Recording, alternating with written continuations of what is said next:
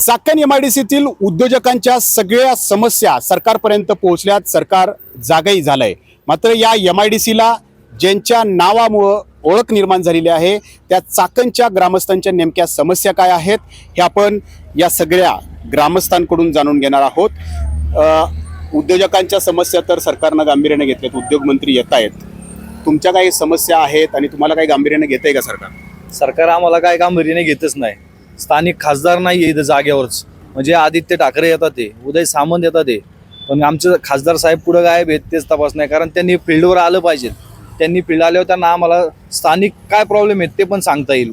पालकमंत्री पण आले नाही। आता काल त्यांची बाईट होती काहीतरी की ते मीटिंग घेणार आहेत म्हणून, पण आता ते कधी येणार आहेत ते त्यांनाच माहिती। फक्त बोलतायत ते, इथं प्रत्यक्ष न्यूजलाच बातमी पाहिली मी सुद्धा। दादा पालकमंत्री होते, येत होते हा येत होते, म्हणजे ते पाठ आले म्हणूनच चाकणचे चौक सगळे मोठे झाले, नाहीतर ते सुद्धा शक्य नसते आले, म्हणजे अजून कोंडी झाली जास्ती।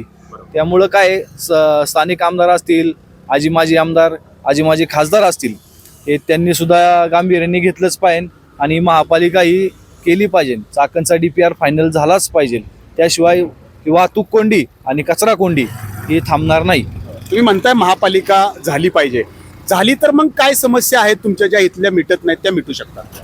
पहिली गोष्ट रस्त्याचे, जे अंतर्गत रस्ते आहेत हे MIDC जे मेन रस्ते आहेत, तळेगाव चाकण शिक्रापूर झाला किंवा पुणे नाशिक रोड, यांना जोडणारे जे मुख्य रस्ते आहेत ते रस्ते प्रामुख्याने मोठे होतील, त्या लाईटीची वगैरे सोय होईल, पाण्याचं नियोजन पूर्णपणे होईल। या सगळ्या ज्या मूलभूत सुविधा आहे ह्या ग्रामपंचायतला करता येत नाहीये। आता ही तर राहतात या निगोजे झालं, खराबवाडी, नाणेकरवाडी या प्रभागात हे सगळे साधे कामगार लोक राहतात आणि यांच्या मग येता जाता कचरा टाकायचा रस्त्यावरती, आणि तो कचऱ्याचं व्यवस्थापन सुद्धा नाही ग्रामपंचायतकडं, की कचरा कुठं व्यवस्थापन करायचं ते ढिगारा टाकतात, त्याच्यावर माती टाकतात, कुठेही प्लॅन नाहीये। एवढे मोठे MIDC आहे, लाखो कोटींनी इथं लोक आहेत, पण MIDC मध्ये कचऱ्याचं व्यवस्थापन अजिबात नाही, रस्त्यावरच पडलेला असतो।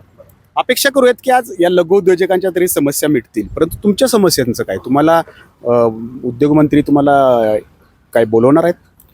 उद्योगमंत्री आम्हाला बोलवतील हा पार्ट वेगळा आहे, परंतु आमच्या समस्या समजून घेणं महत्त्वाचे आहे। सर्वात महत्त्वाचं, स्थानिक खासदार अमोलजी कोल्हे साहेब या ठिकाणी आलेलेच नाही। या ठिकाणी रोहित पवार येतात, आदित्य ठाकरे येतात, उद्योगमंत्री येतात, सुप्रियाताई सुळेंनी सुद्धा तिकडच्या खासदार असून त्या बाईट देतात।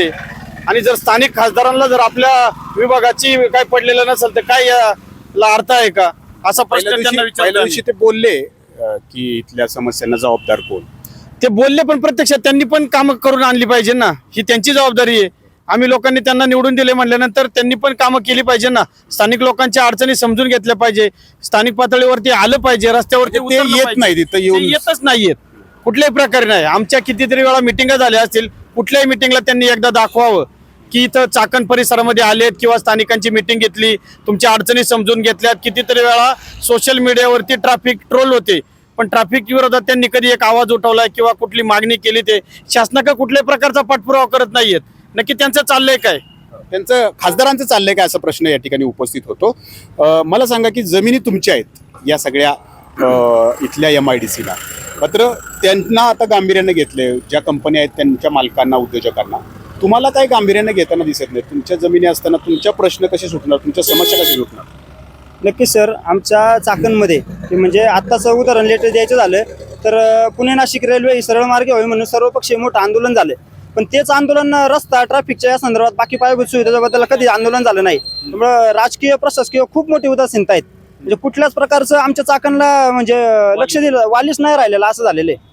म्हणजे आम्ही सगळे का आम्ही आता ट्रॅफिक मुक्त कृती समिती केली, त्याच्यातून आम्ही जन आंदोलन उभं केलं, त्यातून सोशल मीडियातूनच आता या समस्या हळूहळू लोकांना दिसायला लागल्या। पण गेले आम्ही एक 20-25 वर्ष झाले की या पायाभूत सुविधांसाठी आम्ही झगडतोय की आम्हाला रस्ते, पाणी, लाईट, वीज, कचरा व्यवस्थापन, ड्रेनेज ह्या खूप मूलभूत गरजा आहेत की अगोदर ह्या होणं गरजेचं होतं। मग उद्योजकांच्या ज्या समस्या आहेत त्याच तुमच्या पण आहे? हो, आमच्या स्थानिक ग्रामस्थांच्या या MIDC आल्यानंतर उलट या समस्येमध्ये अजून भर पडली, कारण लोकसंख्या या झपाट्याने वाढली, त्याप्रमाणे त्यांना पायाभूत सुविधा अजिबात पुरवताना आलेल्या।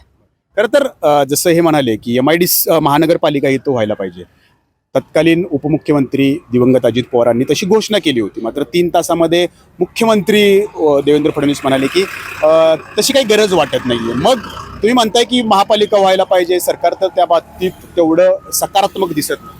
बरोबर आहे. मुख्यमंत्री साहेबांना फक्त दुरून ते घोषणा करतात आणि त्यांचा प्रामुख्याने फक्त समिती स्थापन करायची आणि या समितीच्या अध्यक्षतेखाली आम्ही हे करू एवढंच घोषणा करायची. पण प्रामुख्याने इथं मुळात स्थानिकांचे प्रश्न काय आहे हे त्यांनी समजून घेतले पाहिजे. हे प्रामुख्याने त्यांचा प्रश्न समजत नाही तर त्यांचं वक्तव्य एकदम 100% खरं आहे. त्यांना स्थानिक माहितीच नाही तर मूलभूत सुविधा काय, किती तुटवडा आहे, काय समस्या आहे यांचं त्यांना काहीच घेणं देणं नाही. ते नुसतं तिकडनं मी समिती स्थापन करतो, या समितीचा अध्यक्ष करू आणि त्याच्या अंतर्गत आपण काम करू. काही समिती होत नाही आणि काही नाही, नुसती पळवाट काढायची. आता पावसाळा गेला की एकदा घोषणाबाजी सगळं झालं की सगळं संपलं. आणि मुख्यमंत्र्यांना म्हणताय की महापालिका करायला हवी. त्यांनी यावी 100% महापालिका त्यांनी दौरे करावे. त्यांनी इथं स्थानिक लोकांना कोण त्यांना सांगत असेल माहिती, मिटिंग घ्यावी, बैठक घ्यावी. बैठकीत आपण सगळे आहे, स्थानिक लोक असतील, त्यांच्या पक्षाचे असतील, कोण सांगतंय महापालिका नाही गरज नाही, त्यांनी येऊन पाहावं, फिरावं इथं. आता कृती समिती जी चाकणची आहे इथली ट्रॅफिक मुक्त करण्यासाठी, ती समितीला आमंत्रण तर आलेलं आहे असं त्यांच्याकडून सांगितलं जाते. तर तुम्ही उद्योगमंत्र्यांकडे सगळं मांडणार आहात? हो, उद्योगमंत्र्यांकडे सगळं मांडणार आहे. आणि मुख्यमंत्र्यांना पण माझी विनंती आहे, अजून किती चाकणकरांचा तुम्ही बळी घेणार आहात. आज या आठवड्यामध्ये 4 लोकांचा मृत्यू झालेला आहे आणि आमच्या चाकणच्या DPR प्लॅन हा नगरविकास खात्याकडे आहे. नगरविकास खात्याचे मंत्री एकनाथजी शिंदे आहेत आणि एकनाथ शिंदे साहेबांची चाकणमध्ये नगराध्यक्ष आहेत. तरी तुम्ही लवकरात लवकर जर DPR मंजूर केला तर MIDCला जे जोड रस्ते आहेत जे आमच्या चाकणमध्ये सगळे कनेक्ट होतात ते मोठे झाले तर नक्कीच ट्रॅफिकला समस्या सुटेल आमची. बरं, आज उद्योगमंत्री आले, त्यांच्या मार्फत किंवा त्यांना भेटून हे सगळं सांगणार आहात? हो, 100%. आज उद्योगमंत्री फक्त MIDC बद्दल बोलतात, पण आजूबाजूच्या गावांनी काय केलंय, काय घोडं मारले की त्यांनी त्यांच्याकडे लक्षच तुम्ही देत नाहीये कोणीच. त्यांच्या जागेवरती सगळं. हो, सगळं आमच्याच जागा गेलेल्या आहेत या MIDC मध्ये.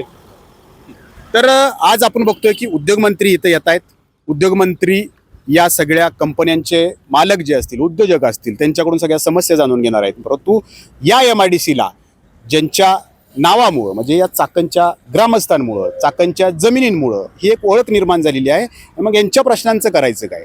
मुख्यमंत्र्यांनी दौरा करावा, पालकमंत्री सुनेत्रा पवारांनी दौरा करावा, एकनाथ शिंदेंनी दौरा करावा, अशी मागणी हे सगळे ग्रामस्थ करतायत. आणि आमच्या समस्यांकडं, आमच्या प्रश्नांकडं लक्ष द्यावं. उद्योगमंत्र्यांनी सुद्धा आज आम्हाला आमंत्रित करावं आणि आमचं गारानं ऐकून घ्यावं, असं साकडं जे आहे ते या चाकणचे ग्रामस्थ घालतायत. सरकार यांनाही गांभीर्याने घेतं का हे पाहणं महत्त्वाचं राहणार आहे. कॅमेरामॅन शैलेश जाधवसह नाजिमुल्ला, ABP माझा, चाकण.